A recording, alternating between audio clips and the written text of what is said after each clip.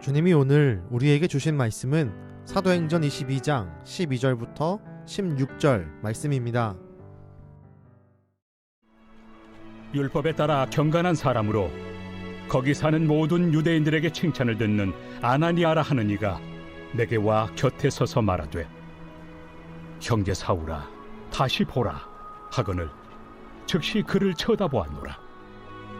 그가 또 이르되, 우리 조상들의 하나님이 너를 택하여 너로 하여금 자기 뜻을 알게 하시며 그 의인을 보게 하시고 그 입에서 나오는 음성을 듣게 하셨으니 내가 그를 위하여 모든 사람 앞에서 내가 보고 들은 것의 증인이 되리라. 이제는 왜 주저하느냐? 일어나 주의 이름을 불러 세례를 받고 너의 죄를 씻으라 하더라. 빛 가운데 예수님을 만난 바울은 볼 수가 없게 되었습니다. 그렇게 사람들에게 이끌려 다메섹으로 들어간 사울은 경건한 사람 아나니아를 만납니다.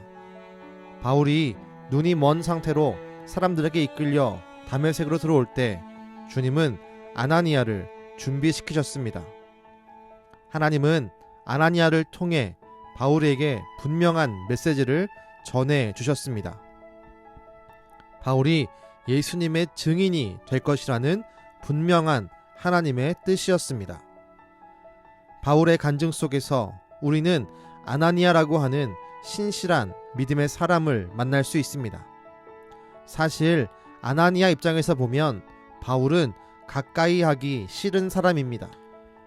믿음의 동료였던 스데반을 순교하게 만든 책임자이기도 하고 수많은 성도들을 잡아서 감옥에 가둔 악한 사람입니다. 그러나 하나님의 말씀이 그에게 임하자 아나니아는 순종하여 바울에게 가서 하나님의 뜻을 전합니다. 그리고 그에게 세례를 받아 죄사함을 받으라고 분명히 말합니다. 즉 자신과 같은 그리스도인이 되라고 말하는 것입니다. 자신의 동료들을 잡아 가두고 죽인 사람을 자신의 동료로 맞이하는 것입니다. 일반적인 사람이 보기에는 전혀 이해할 수 없는 일이 발생한 것입니다. 하지만 아나니아는 바울을 세우는 하나님의 뜻에 순종함으로 동참하게 되었습니다. 그리고 아나니아를 통해 선포된 말씀처럼 오늘 말씀에서 바울은 사람들 앞에 서서 그리스도의 증인으로서 역할을 감당하고 있습니다. 우리는 오늘 말씀에 있는 아나니아를 깊이 기억해야 합니다. 아나니아는 자신의 생각과 감정보다 하나님의 말씀을 더 중요시 여기는 사람이었습니다. 우린 어떠합니까?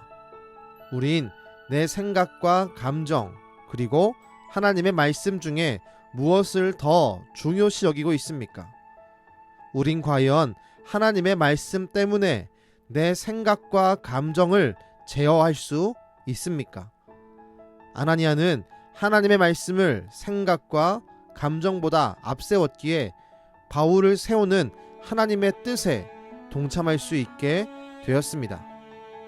그가 하나님의 뜻에 동참했기에 그의 이름이 성경에 기록될 수 있었던 것입니다. 우리는 하나님의 뜻에 동참하는 사람이 되어야 합니다. 때론 그 거룩한 동참을 위해 우리의 생각과 감정을 제어하고 순종해야 할 때가 있습니다.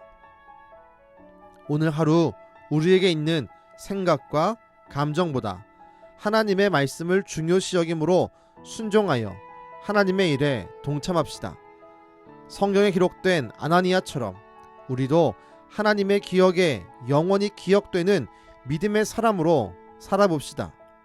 주님은 오늘도 아나니아와 같은 사람을 찾고 계십니다.